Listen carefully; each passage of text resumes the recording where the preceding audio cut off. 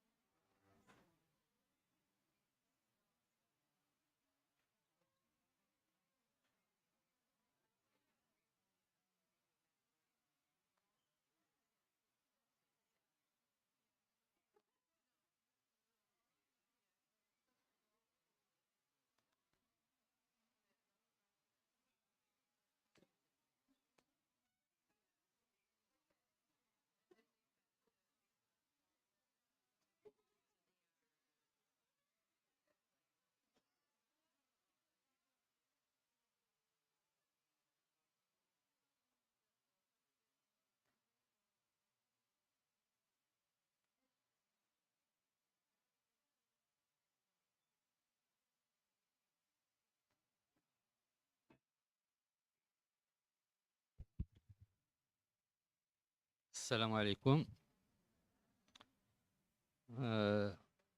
Dear professors, dear students, distinguished guest Mrs. Jennifer McGrady and Mrs. Hasnaa Touita, it's with great pleasure that we begin the SPGS Round Table series with two prestigious guests who honor us today with their insight on two very important themes, namely American soft power through education and culture, with Jennifer McGrady, who is Public Affairs Office at Dar America and U.S. Consulate Casablanca, and 5 Steps to Study in the USA with Hasnaa Touita, who is Education Outreach Coordinator Dar America and U.S. Consulate General. These two teams are of interest to us in more ways than one. Firstly, they relate to our training in international relations, where we study the expression of hard or soft power and their impact on contemporary geopolitics. Today, it's the part of American soft power, thought, culture, and education that we are going to decipher with Jeannie, whom I'd like you to applaud.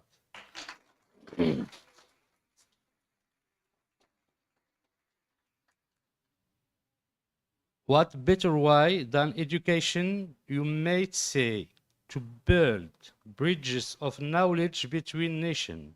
In this respect, I'd like to ask you to give a big round of applause to Mrs. Hasnaa Touita, who is going to put us on the right track to study in the USA. Finally, I'd like to thank Professor Courtney Irwin for her commitment to the Institute of Political, Legal, and Social Science at the Mondiapolis University over that past 4 years. You can applaud him. Thanks to her efforts, we have been able to forge a partnership with Seattle University, with whom we've launched our first virtual training program in transitional justice, spread over 4 semesters, in which we train 5 students each semester. And good news, for next semester we have more students for this program. Other programs are underway with Seattle University. I would also like to express my gratitude to Dar America and the American Consulate for the efforts they have made to ensure the success of our partnership with American universities. We had the pleasure being invited in October by the US State Department, who organized a major training course with 2 Moroccan higher education institutions at Dar America here in Casablanca, led by Jennifer Gruber Associate Vice President at California State University, International Education and Global Engagement. In other good news, we have received a memorandum of understanding from the University of California, Chico, to enter into a partnership with them. Thank you, dear guest. Without further ado, I give you the floor for this important conference. Thank you.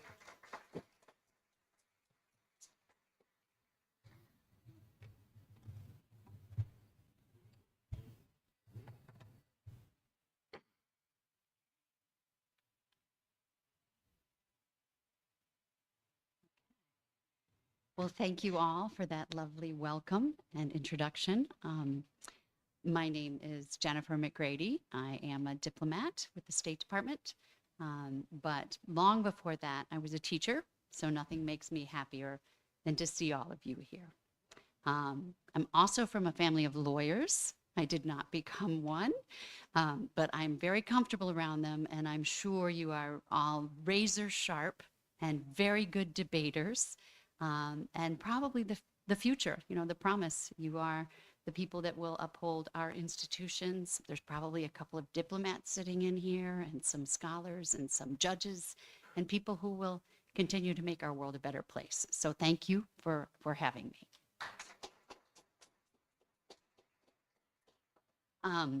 So I could begin and just say, all right, I'm going to give you a 10 or 15-minute lecture, and then we'll do some Q&A. I know that's not how I enjoy learning, and rarely is it really successful in terms of you taking something away. So I prefer to do this a little bit more interactively, if you're willing, and more Socratic, sort of like me asking you questions and engaging. And some of it may be evident, and some of it may be question building as we go. But let's start with soft power. What is it?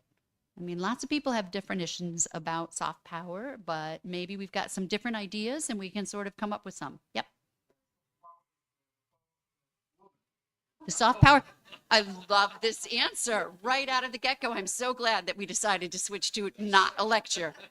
Absolutely. Soft power includes the power of women. How about that? Let's get a round of applause for that.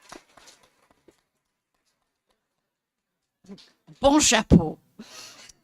Also, I invite you to, if you are more comfortable in French, franglais, anglais, les deux, comme vous voulez. Eh? So what else? What else is soft power besides the power of women? Yes.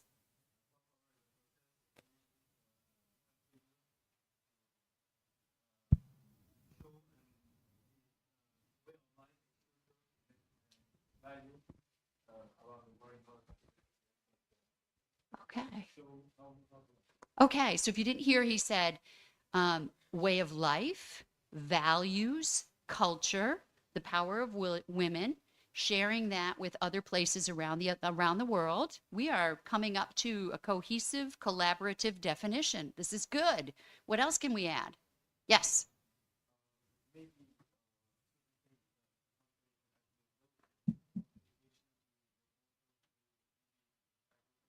Uh-huh.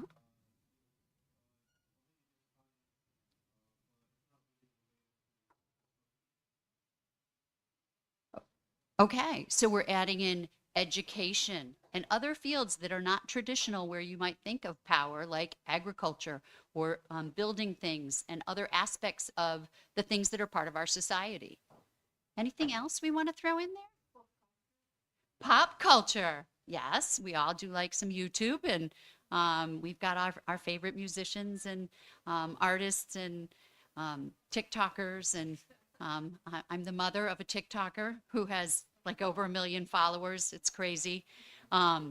So I don't really get it, but I understand it's a big thing. And I get a lot of that from the younger generation, like, yeah, whatever. But all of that is part of it. Yes. Food. Okay, now that's my kind of diplomacy. Maybe not the McDonald's part, but I speak food. Every place I go, every culture I go to, every country I go to, and I've been to a bunch. I think really that's one of the best is who's at the table with you and what are you know, it's not just the food, but who are you sharing your food with?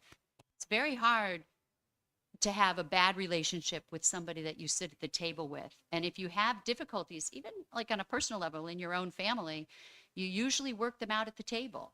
So I think food is a hidden gem. Anything else? The power of charming and the power of beauty.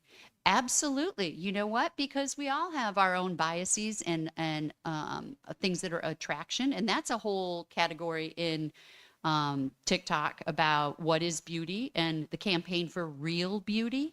In particular, when you open with women and women's empowerment and what are realistic, is it really realistic to tell an 18-year-old young man who is still growing and developing that he needs to have the physique of this guy on TikTok who does jump rope and looks like he's, a world-class athlete and makes it seem like every 18-year-old boy is supposed to look like that. And if you don't, that you're not really that valuable and you're really not as important or beautiful as you should be.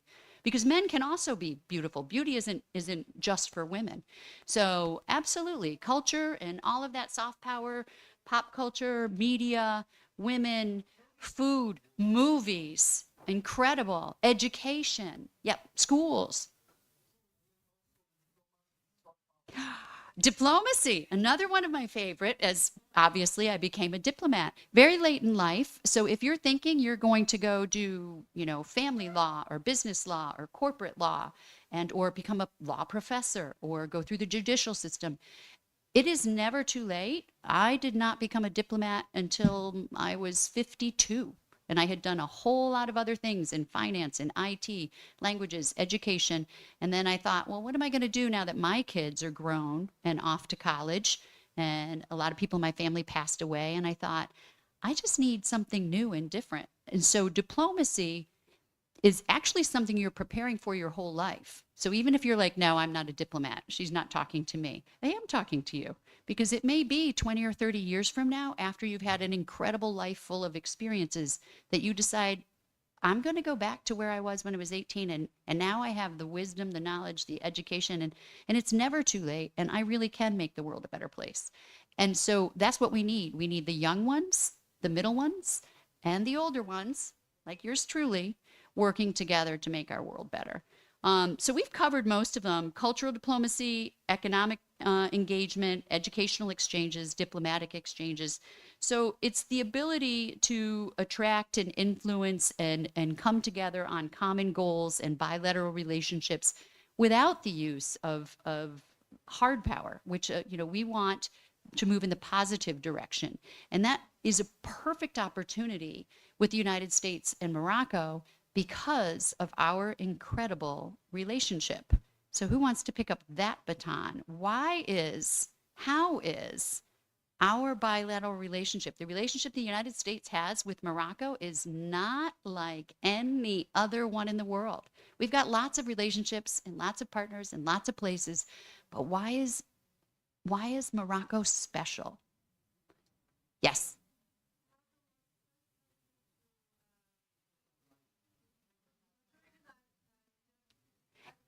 Absolutely. So going back to when we were just getting started, and if you were betting, not that I would suggest that, but if you were betting on Great Britain, huge colonial empire, or this upstart little nation in the New World, you probably were not betting on the United States. They were more of an idea and just a possibility. And yet Morocco could see that possibility, and right from the beginning said, yeah, we want to partner with that. So there is something, there's an old saying about friends: make new friends, but keep the old. One is silver and one is gold. So a friend is good no matter what, but an old friend is gold.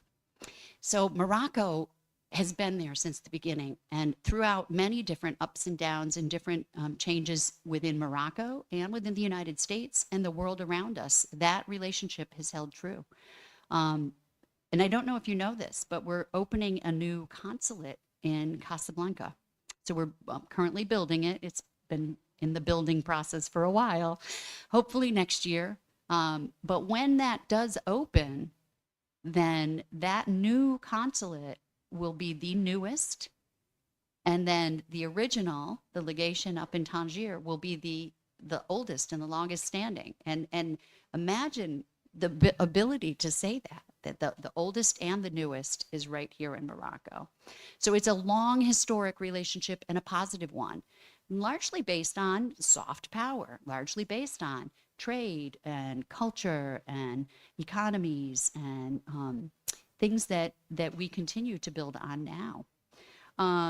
So that's important. What about Morocco itself, apart from the United States and our relationship?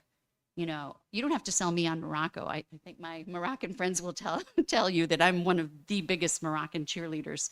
I love Morocco, and I can give you a whole other lecture on why. But think about that. Why and how is Morocco so special in its own right, apart from its relationship with us? What is Morocco here positioned for? What is it that makes Morocco incredible? Have you thought about that? Yep. It's food. Absolutely. Phenomenal food. It's hospitality. Incredible. Yes. Its geographical position. We'll come back to that. What else? The weather. Yep. These are all on my top list. Yep. People's kindness, absolutely. Political stability, that's good. We all like some stability. Yep.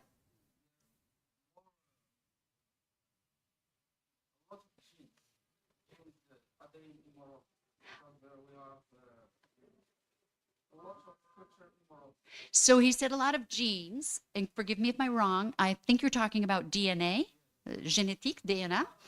And pour nous, ça c'est DEIA, diversity, equity, inclusion, and accessibility. And I see that every day in Morocco. I mean, it is such a beautiful smorgasbord of people, and really has arms open. You know, there are people here that have lots of diverse backgrounds, lots of different languages. I bet if we counted up languages here, we'd probably get close to 20 before we got to the third row. There's also different perspectives, different values, and I think I don't think that needs to be taught so much in Morocco. I think it's intrinsic to who Morocco is, because over the thousands of years that Morocco has existed, there have been different travelers and people coming for trading and different empires that have come through. And the Moroccans have always just said, okay, well, we're going to do business and make everything fabulous with whoever is here. And then there's no, necessarily focus on the past, or, we certainly don't talk about, ooh, those Phoenicians, they were really bad. Or the whichever empire came, after that, all from the ancients all the way up to the present. Morocco always just focuses on, well, we're just going to include everybody that's here, and we're going to move forward. And how do we make business? How do we do a deal? How do we create entrepreneurship and have some of our yummy food? And yes, we are hospitable and we're really kind. So I think that's like an untapped resource in terms of the fact that DEIA and diversity is already built into Morocco, from my perspective.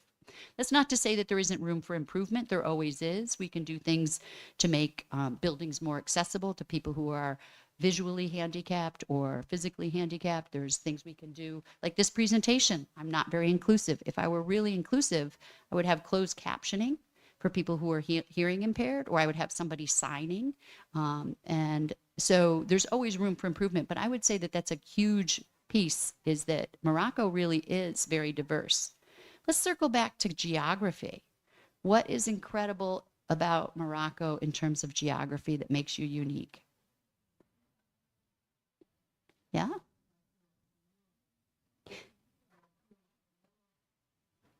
Proximity to Europe, absolutely.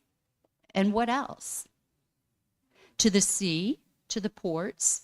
And where is Morocco? It's in Africa, but it's in North Africa. So I think that Morocco is perfectly positioned. You already have huge connections because you're diverse. You have incredible relationships and partnerships with the rest of Africa, different regions in Africa, because you've been trading with them for centuries, and the Middle East and Europe.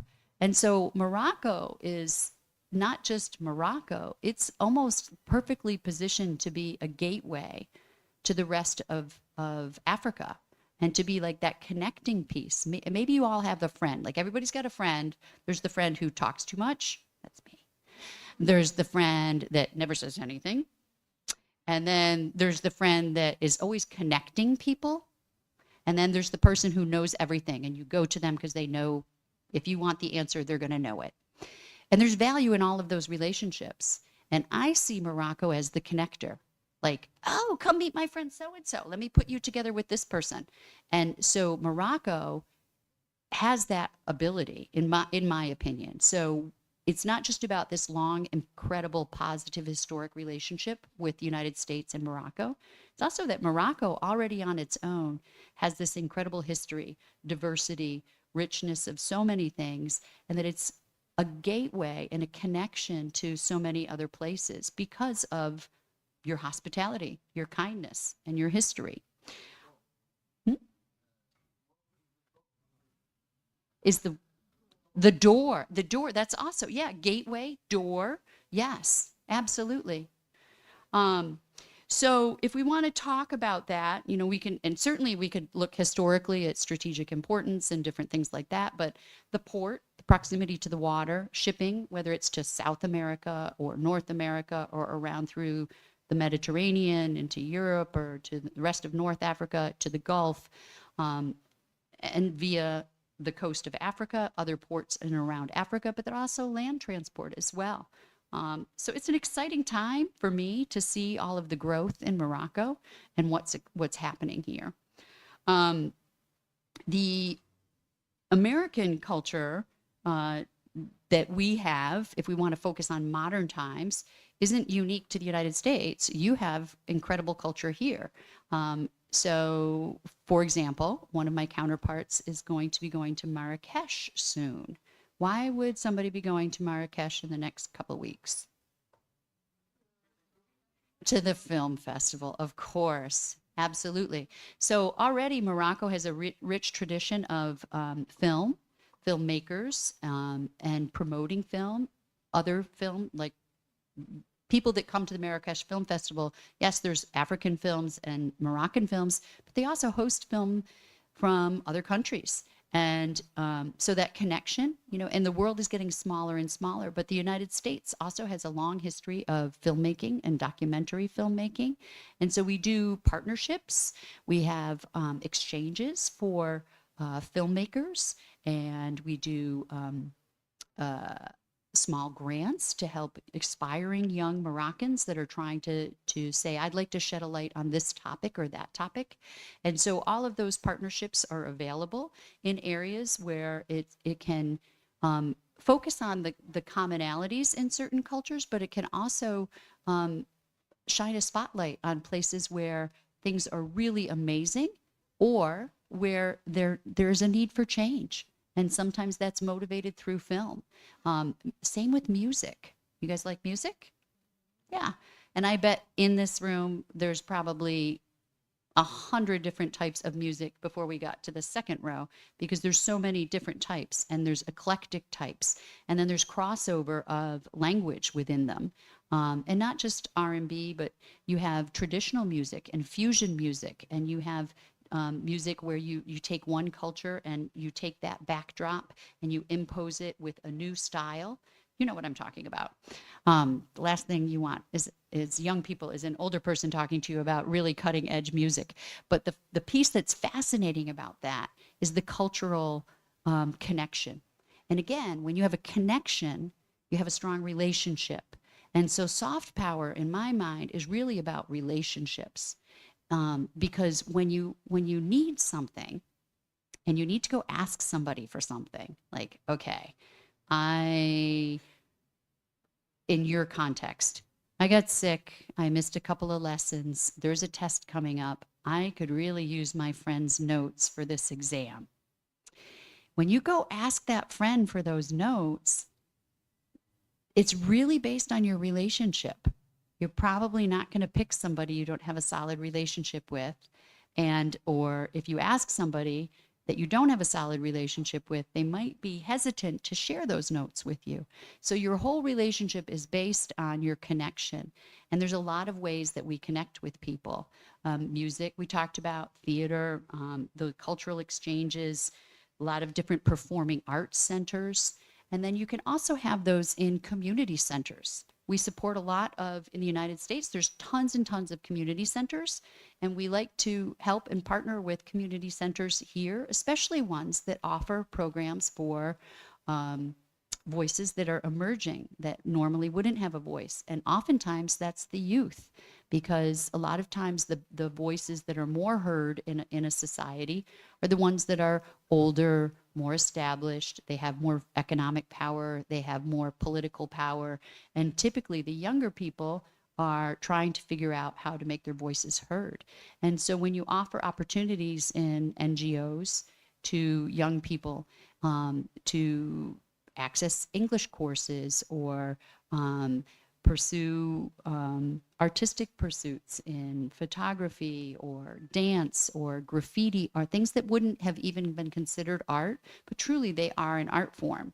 For example, I served in Brazil, and graffiti art and wall art and building art sort of, I mean, there's really everywhere, but it kind of exploded from there. And the concept of mural art, and there's a very famous artist who grew up on the streets and came through. His name is Cobra with a K. You might know him from, he's like got a partnership with Nike for some Cobra sneakers that are one of his designs. He has murals at the UN in Switzerland and in New York and around the world. And so this elevation of street art to a very respected art form, and that happens from engaging emerging voices and giving people a seat at the table. And so that's really important. And raise your hand if you've ever seen some graffiti here in Casablanca. Yeah. All right. And have you ever stopped to look at it? Sometimes it's just graffiti, but sometimes you go, wow, that's really kind of interesting and it's beautiful art, you know? So there's a lot of different ways that we can do that. We do have American cultural centers. We do have American language centers. I know a lot of you are doing really well with English and pursuing English and perfecting English. And obviously you're attending this presentation in English. And so again, previously you didn't have things like a free app called Duolingo or YouTube with endless videos that you could see. But still, sometimes there's nothing to replace the value of a course, a one-on-one with a person to help you. And so we provide that. And in particular, we try to offer those in centers where it's maybe not available. So in larger cities, there's probably more options, but sometimes finances are a block. And so getting information and opportunities to people that normally wouldn't have them, either because of where they're physically located, and sometimes that means we can deliver things virtually, or because of economic disadvantages. So maybe we can find a way to do it via grant funding. But that's another way to connect and empower our young people. In digital diplomacy, who wants to take a stab at that? What do we think digital diplomacy is? Any ideas? Not a one. I should walk over to the other room and ask them. Digital diplomacy. Let me ask you, does anybody know about any platforms that for Dar America or the U.S. Consulate or Embassy Rabat? Any Instagrams or Facebook or nothing? Okay. Yeah.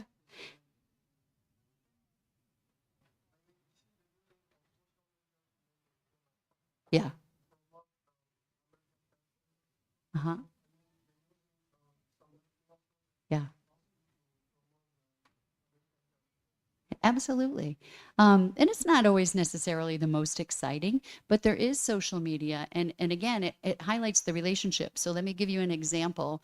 When I served in Pakistan, and things were not particularly great. You know, it was a tough time in Pakistan. I don't know if you have followed it, but economically, it is really, really, really very, very difficult position economically for the Pakistanis. You know, the economic situation there is very bad.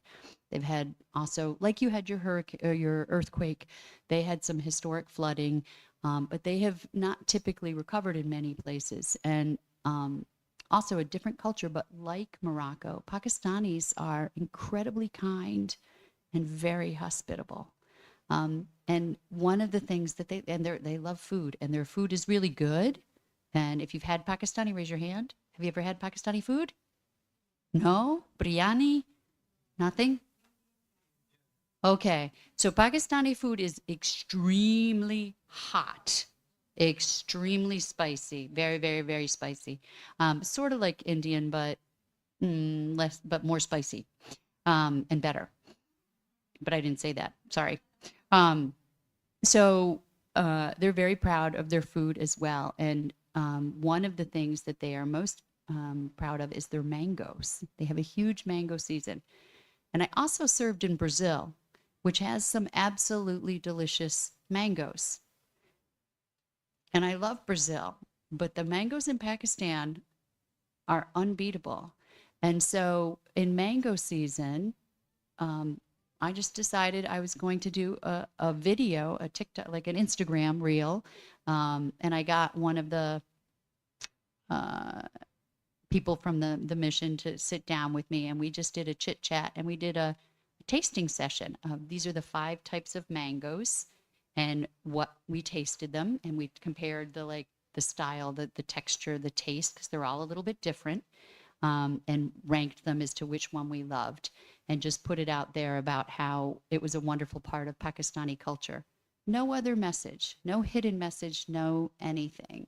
And it went viral. It went into the millions within a couple of days because it's something that people connect with. So if you have social media, you can share information. In particular, like if it's critical, that's the quickest way to get to everyone. Like there was an earthquake. So if other traditional messaging isn't getting through, you know, maybe phone lines are down, or internet is broken, but people's cell phones are working, you can reach each other. So the power of social media is huge as a force of good, but it can also just be a way to connect us. Raise your hand if you've ever been scrolling. We call that doom scrolling. You were supposed to go to bed an hour ago and you're still scrolling. And then you find something and you're like, oh, I'm going to send that one to my friend. Oh, I'm going to send that one to my mother. And oh, I'm going to send that one to or you've got that mother that like doesn't send you a message or a text. And then all of a sudden you have 5 memes that show up. Yes. Yeah. So it is a different type of connection, but it is still a connection. And so social media and digital media is almost like a new language, where we used to connect a certain way and we still do, but now we connect digitally. And so especially important with the generation gap for us more senior people to embrace that, because that's your language and it's really important. And it's not just important on the personal level, it's important on the diplomatic level, on the country level, on the relationship. So really the key to soft power and the key to anything in success in life is really about your relationships. Because at the end of the day, no matter how successful you are, it doesn't matter if you don't have anyone to share it with. It's really, really about who's in your circle, whether you're a person or a nation. And that's really the power of that. So we do a lot of that. In media, how many times have you looked at a story and thought, oh, that's not true? At least once a day? Or maybe you didn't think, oh, that's not true. You've thought, I wonder if that's true. Anybody think that? Yeah. So that seems to be happening in my lifetime more often than it did when I was younger.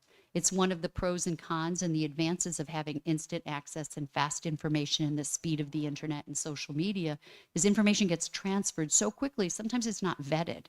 And so when I've worked with my children, helping them to become digitally literate.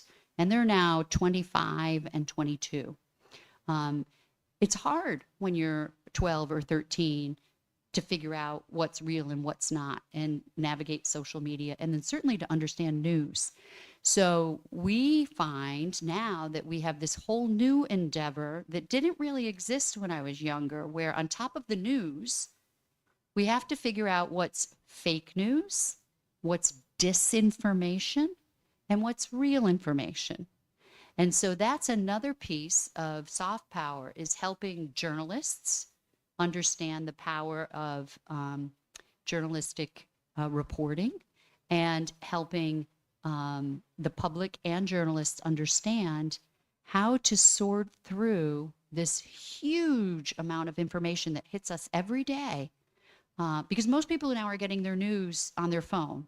You know, it used to be you would just get it in the newspaper.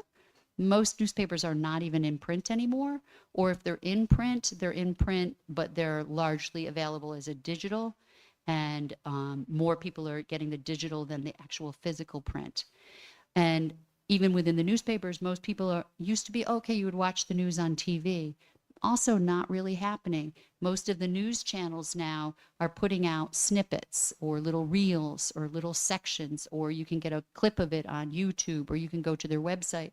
But very few people sit down now and say, I'm going to sit down and watch this news program for 60 minutes. Whereas that was part of life for everybody historically in the generations before. So how do we do that? Now we have all these massive amounts of little pieces of information coming at us. And mixed in with that is stuff that's maybe not as accurate as it needs to be, or is outright disinformation. So countering disinformation and trying to have a fact-checking system and empowering our journalists in the United States and around the world is really important to us, because we believe in the power of the First Amendment, that you have the right to say what you want, and the journalists, the freedom of the press to say and accurately report. And that's particularly challenging when somebody's saying something or reporting something that you disagree with. That's different than it's true or it's not true. So that's an additional piece where we look at it and we try to say, how can we tackle this new issue, which is part of digital literacy and the new digital age and digital communication. And it's really important, because we do want to continue to value journalism and empower the press and freedom of speech. But we also, recognize that there is an active effort among different, and it can happen quickly because people can activate bots. So then they come at you so fast. And how do you identify that and turn it off and say, or put a warning on it, but yet at the same time honor the freedom of the press, because you don't want to, censor, but you do need to honor valid information versus disinformation. So there's a lot of different people's ways that they connect. We have the things we've talked about. We also have exchange programs, which I'm going to let Hasnaa talk about. And that may be of interest to you. I can tell you I did a lot of study abroad. I started as a very young person with high school with a Rotary exchange, and then did some exchanges in college, and then did some graduate work exchanges. We have programs like the Fulbright. We have smaller exchanges. We have university to university. We have professional exchanges amongst administrators and leaders or teachers. And then you can take a cohort, or you can go do a semester, or you can maybe say, I'm going to go for the whole degree or a year. And those are incredible opportunities. Any place I have ever studied, I have always left a piece of my heart there. The first one I went to was before you were even born. And the only trip I've taken outside of Morocco since I arrived 3 months ago was I went to Belgium to see some people who were now in their 90s. And I had not seen them in 37 years. But that is a little place that I call home because of what I did there. And so that connection is incredible. And no matter where you study, of course, I hope it's the United States, but wherever you study, it's going to make you a better citizen of the world. And you're going to have that relationship to look at things more widely and have those better relationships. So I thank you for your time. And I'm going to turn you over to Hasnaa. Yeah.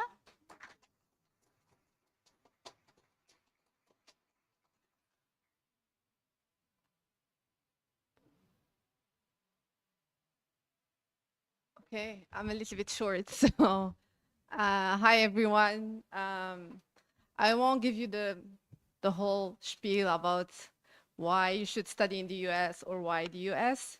That's my part of the soft power is promoting US higher education and influencing students that the American educational system is the best and that liberal arts is the way to go.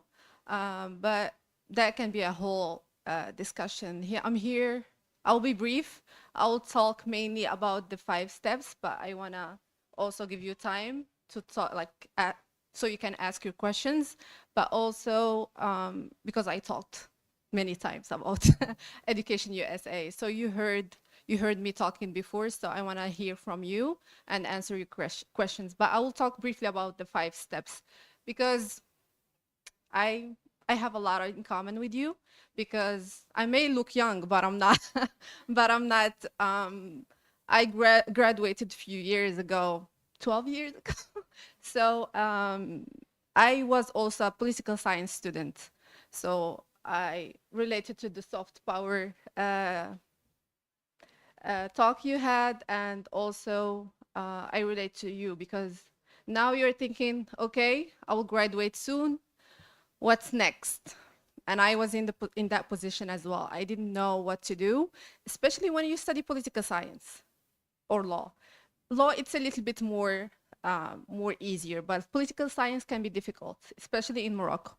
You don't really know what to do, and graduate studies is one of the main ideas you have because that will make you find better jobs in your field and also have more expertise and knowledge in your field. And that's what I did. But I studied political science, but I was going through the political economy field pathway. But then I did my internship in the public affairs section when I was a student at the US Embassy. And then that's when I discovered public affairs is what I like. I'm not really the political analyst or the economic analyst. I was more like, I like project management. I like talking to people. I like working outside of the office and not writing reports the whole the whole day, because that's what the political economy section does here at the US Embassy, is writing a lot of reports. The public affairs, they meet people more. It's more of the soft power and public diplomacy. So that's what I like. So I want you to think. You may think that you know what you want to do, but the job market is where you'll really know what you want to do. So that's just a little advice for you as a student. So make sure to know what you want to do, because I applied to master's in political economy and I'm glad I didn't go that way, and I preferred to do an internship and then apply to graduate studies. So I did my master's in the US in communication. So I went through, I did the organizational communication because I was an introvert. So when I chose to do political science, they were like, you're an introvert. I don't think you'll be good in political science. But that's why I really liked politics. And then I had to develop the soft skills, talking to the public, because I was shy. I'm an introvert, so it was hard for me to connect with people and talk to people. You can see now I'm a little bit shy, so I'm still working on that. But my master's, especially in the US, helped me work on those skills, because we are used to a lecture-based class, so where you don't really interact with the professor and you don't really, like, it's not a discussion-based class. So when I went to the US, it was more discussion. So I was forced to talk to students. I was forced to talk to professors. I was forced to present in front of people. So that helped me. That's why I'm a big fan of the liberal arts or the US educational system, because it encourages soft skills. So that's one takeaway I want to take from here. So 2 takeaways now. It's make sure you know what you want to do before you go to graduate studies. And then soft skills are really important. So we talked about soft power. Soft skills are really important. Even if you have really good grades, you still need the soft skills to have a successful career, both professional, academic, personal. So all of those, the soft skills are really important. So, and also the US educational system is very good compared to other educational systems. I'm not biased, but those are things to consider when you wanna continue your studies. What else? So the 5 steps. So I'm part of the Education USA network, which is part of the State Department. And Education USA network is a service, a free service that helps students, and we assist them in their application process to US universities. So what I do is I help you look for universities. There are around 4,000 institutions in the US. And usually, when I hear from Moroccan students, they usually know the big names, so the Ivy Leagues. But there are 4,000 universities and institutions. So I want to introduce that to the Moroccan public, because there are some institutions that are really good, especially, for example, for research or specific fields. So I sit down with the students and know exactly what they are interested in, what they want to study, and make sure for them to choose the right institutions for them. But what we do also is connect Moroccan institutions and US institutions. So hopefully we'll have more and more American study abroad in Morocco, and also Moroccan studying in the US. So this week, it is International Education Week. And there is a report that is released every year. And the report has the number of international students in the US and also study abroad, American study abroad students in the whole world. So there is an increase this year with Moroccans studying in the US. So there is an 11% increase. So Moroccans are more and more interested in the studying in the US, and I'm here to help with that process. So if any one of you is interested in studying in the US, continuing their studies in the US, transferring to the US, I'll be happy to assist with that. So the 5 steps, that was the title of my presentation. So the 5 steps, I won't go in details into them, but I'm always open and welcoming students. They can reach out to me and I can answer any questions you have. So the 5 steps is, the first one is the most important, is research. You search where you want to study, what you want to study, the location, the degree, the program, but also scholarships, because it's a complex system and it's a different one than the one we are used to in Morocco. So searching your options is the #1 step. And I usually tell students not to do it 1 month before graduation, because in the US, you need to start the process 1 year in advance. So if you want to go study, for example, the applications that are open now, it's for September 2025. So if you want to start right now, it's a little bit too late if you want to do it for next year. So you should always start your search 1 year ahead.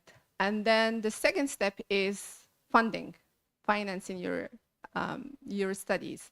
So for graduate studies, it's more affordable because there are other options to fund your studies. For example, fellowships, there is Fulbright, there is exchange programs, there is assistantships, scholarships. So you have more options as a graduate student compared to the undergrad. And also another way is your parents. So your parents can help with funding your studies. But one of the main roles I do is help students look for scholarships, assistantships, etc., and also the third party scholarships, the private scholarships, for example, from Google, Amazon, etc. it can be very complex, especially if there is a lot of information that you're not familiar with. So I try to help the student navigate the information. And the third step is, now that you know where you want to study, what you want to study, you know how you will fund your studies, is to apply. You need to make sure you submit everything they ask for, because they receive thousands and thousands of applications. So if there is one thing missing for your application, you're already rejected. So don't waste all the efforts and time that you put into not following the instructions.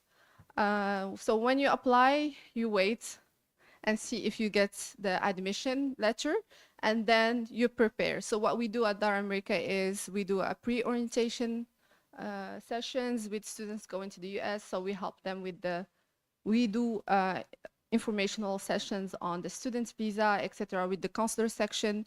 So there is an expert person responding to your questions about the visa and the student's visa and the whole process. And then you get your admission, you are ready to go. So then there is the departure. So you get familiar with your campus, what you need in the airports, how to connect with other Moroccan students in the US, how to connect with us, and all the spiel about Moroccan students in the US. So those are briefly the 5 steps, but I want to hear from you and answer your questions. But I'm always here either via email or at Dar America, where we have a lot of programs. So follow us on social media, soft power. Follow us on social media to know all about the programs we do. There are a lot of interesting programs that we do that are free for the public to attend. So we usually post ahead of time if you are interested in any of those programs. But I'm also based at Dar America, so if you want assistance with studying in the US, I'll be happy to help. So I'll give the floor to you if you have any questions for us, either Jenny or me.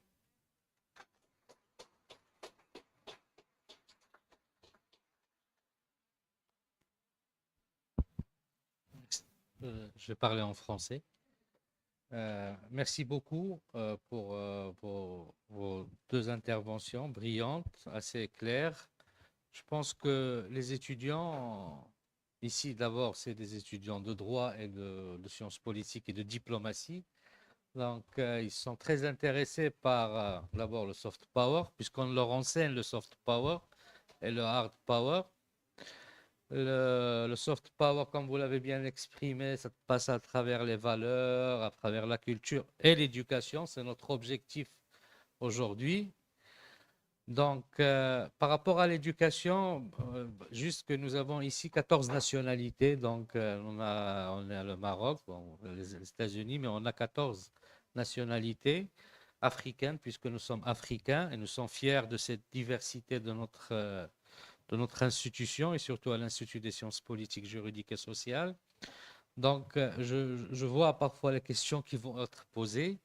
Et nous, dans le cas de nos partenariats avec les universités, comme nous avons parlé dans la formation que nous avons eue donc, à Dar America, d'abord, je demande aux étudiants qui ne se sont pas inscrits et qui n'étaient pas avec nous la dernière fois lors de la visite à Dar America, soit vous nous accueillez comme la dernière fois, on viendra avec beaucoup d'étudiants qui aimeraient venir pour s'inscrire, pour avoir la carte, pour avoir l'accès à Dar America, c'est juste à côté. Et c'est à partir de ce moment-là où vous serez trop consultés pour les aider à faire, c'est-à-dire à continuer leurs études aux États-Unis. Maintenant, on ouvre les questions. Il faut que les questions soient précises. On veut que des questions, que ce soit pour le soft power. On va ouvrir les questions aussi pour les étudiants qui sont de l'autre côté. D'accord? Je vais prendre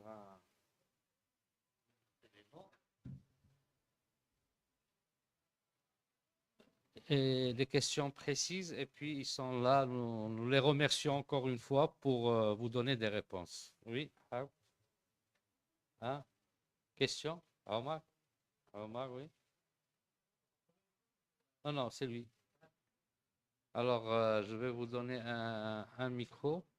Aussi, je vais dire une chose, les étudiants sont en train de sortir, ça se fait pas quand on est dans une conférence. Je vous parle, mademoiselle. Pas grave. Quand on fait de la diplomatie, il faut savoir être diplomate.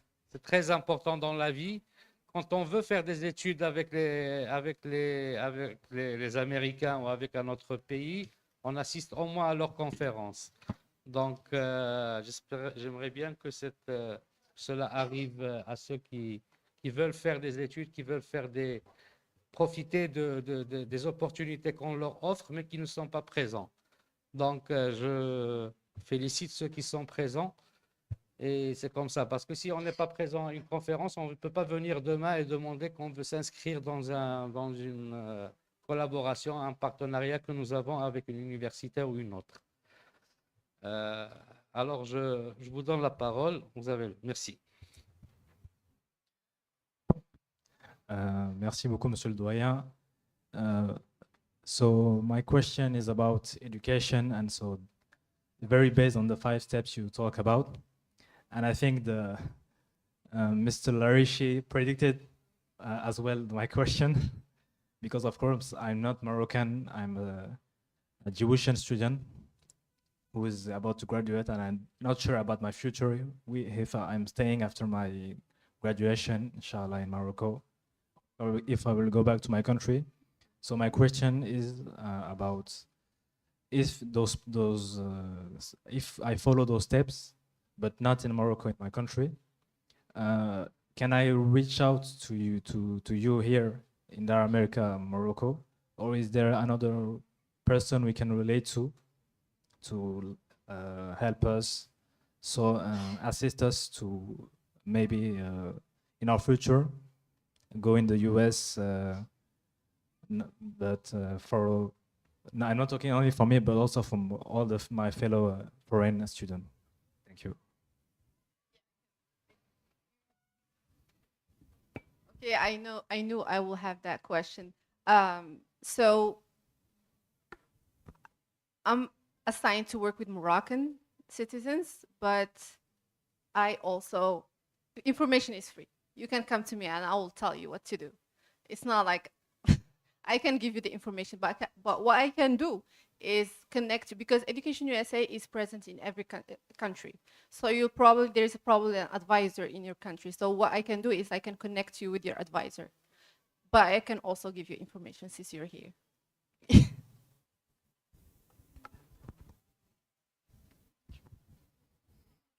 Hello, I want to thank Mr. Al-Harashi for this opportunity. And I want to ask one question. So regarding me, I'm doing a lot of projects here with the university.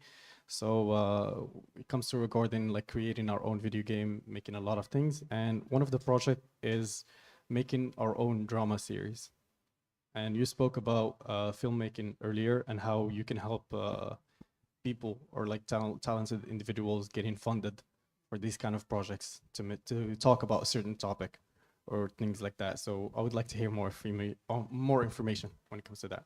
So one of the things that we do at Dar America is we have a series of American Spaces Foundation program grants, and they kind of like a school year, they have a season, and so we publish a notice of funding that a grant is becoming available, and what the parameters are, like what will it include, and what is the target of that. A lot of times it's not with an individual, it's typically with a community center, an organization, a nonprofit, a community center that has a specific program. And some of them are for aspiring young documentary filmmakers or people who are trying to learn how to write series or things like that.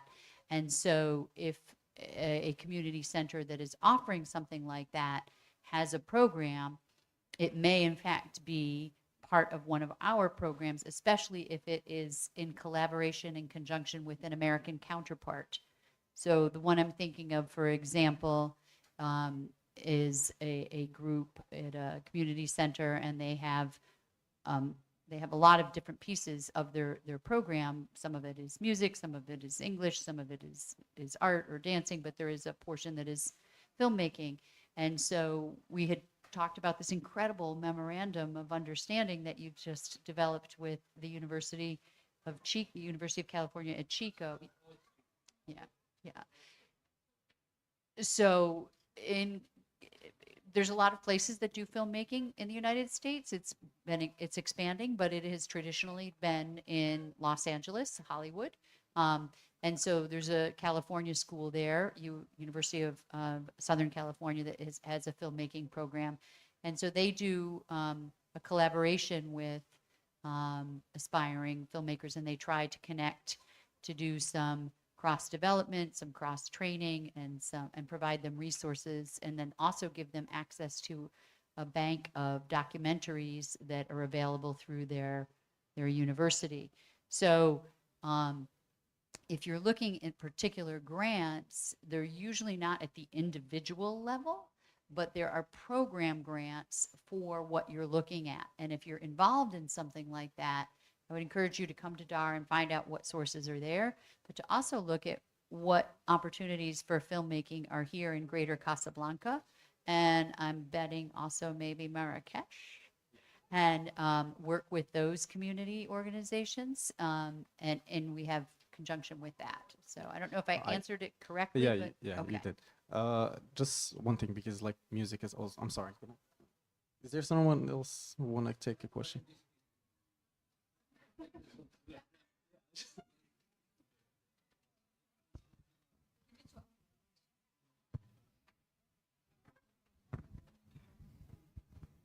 Sorry. Hello. I have a question from Mrs. Hasnaa.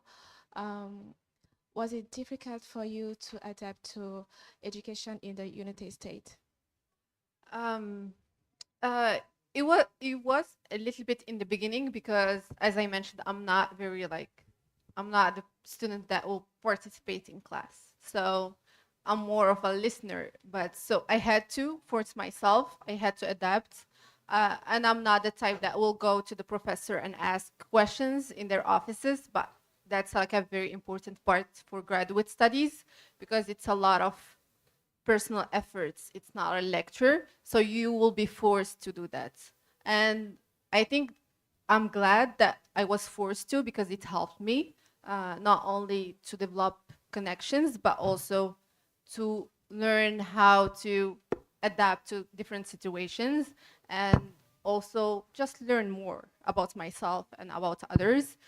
So it's hard in the beginning, and it's hard if you are reluctant to change. So it will be personal. You will either find it easy or hard, but I think it's hard in the beginning, but then you get used to it. Because I think the American culture is very welcoming, especially in universities, especially in graduate school, because usually the class size is small, so you'll have like 9 to 12 students, so you will be forced to adapt.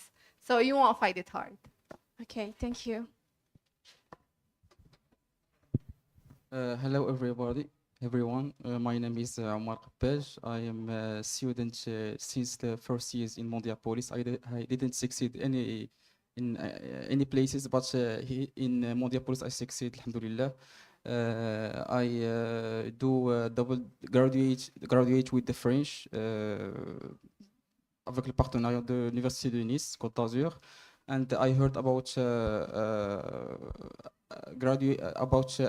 partnership with Seattle, yes, and I want to do also with the American double graduates, but I heard about that they pick up the first excellent students.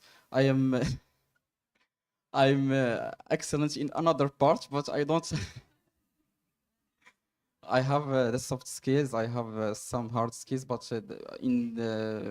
to improve in to writing, I sometimes I have the first notes, but not every dans chaque examen. Donc voilà.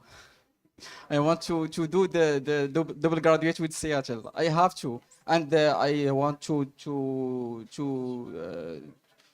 I like what I see. I like what I heard. I like what I assimilated.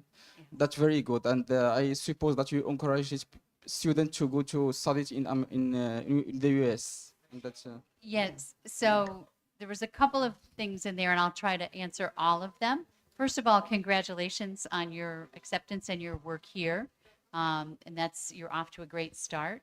And then secondly, if you're thinking about going to the United States or partnering with a U.S. school, the first step that Hasnaa referenced was research, and that's really important. And then I will tell you my own philosophy as someone that coached a lot of people going through the college application process for many years, and then as a parent, what I told my own children. First of all, there's a thing called the common application, which means you pay one fee and you can apply to, I think it's up to 10 schools. So if you apply to one school individually, you have to pay that fee. And then you apply to another school, you pay that fee. But if you apply to the common application, it's one application and then you pick the schools that it goes to, and it's one price. So in my own situation, you know, my children were going into university, which is very expensive in the United States if you don't have scholarships, at the same time that their father was going through cancer, which was eating up all of the money. And then he passed away, and there was no money. So what I told the children was, you need to cast a big net. You need to pick the schools that are your dream schools, your middle of the road schools, and your safety schools. The ones that you are certain you can get accepted at, you might get accepted at, and wouldn't it be great if you got accepted at? And you also need to keep that in mind with the financing, because if you get accepted, then the second question is, how can you pay for it? And so I made my children make a spreadsheet of how much it was going to cost, what money that we had, what scholarships they could have, and what it would cost for them to be able to go there. And I told them, you don't get to pick what school you get to go to. You get all of that together, and you pick the schools where you can be happy and be successful and have a good program. And whoever gives you the most money wins. So it's kind of like dating on an app, swipe left, swipe right. You have to have certain things in common. You have to have a connection. You have to be a good match and a fit for the school. If you're an introvert and you probably don't want to be in a huge school, a college campus that has 70,000 students, and you walk into a classroom and there's 500 people in a hall. That's probably not a good place for you if you're from a smaller town and an introvert. You want a smaller campus.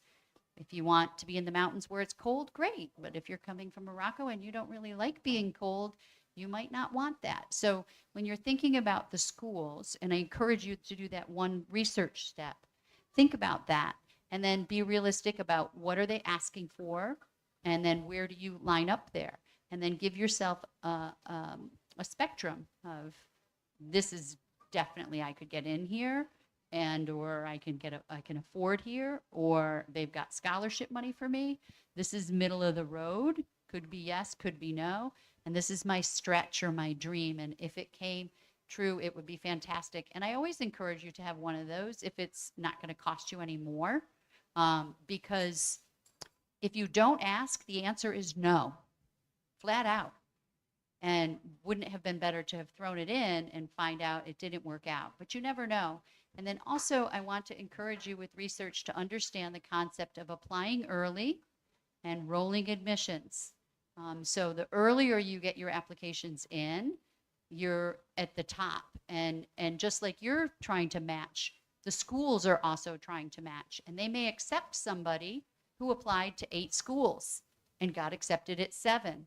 And just because they gave that spot to that student may turn around 3 months later and say, I've decided to go to another school. And so they have an opening later on in rolling admissions that they didn't have earlier on. So if you understand that whole process, it helps you be better informed, which goes back to the research at the beginning. And the partnership, and how do you know all of that information? It's by tapping into good resources, working with us, and starting early. Yeah, and just to close it because we have to go, but I don't want you to think it's easy to apply to US universities because it's not. It's a lot of work. You have to be a good student. You have to have really good grades. I was an introvert, but I was a good student. So a lot of extracurricular activities, um, good English as well is very important. So it's a lot of work also. So because the application process is very lengthy and it's complex, so it's a lot of time and effort. So I can help you, but I will help you only if I see that you are serious. Because if I see that you're not really interested or you won't be doing the work, I'll make sure to wrap it up and only give you the standard information. But if I see that you're really interested, then I will make the work with you, do the work with you. So it's not an easy process, but it's a doable process. So that's what I wanted to say. But you can have my email and send me your questions or questions for Jenny later. But we have to to go. So yes.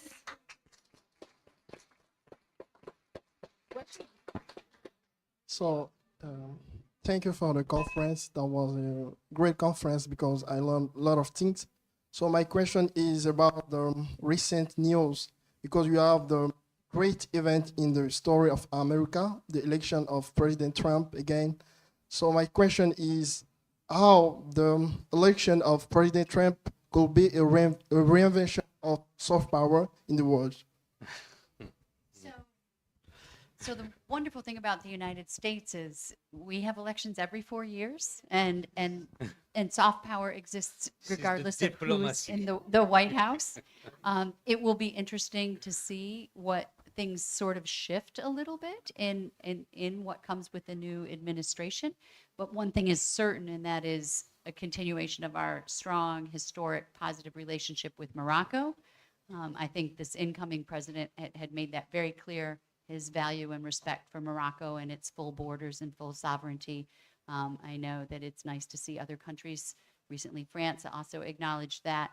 So it really does matter who's in the White House. However, regardless of which party is in power, we have a system of checks and balances. We have lots of ways that things are sort of metered out. And then we always have new elections. So there's always an opportunity to shift priorities based on our vote.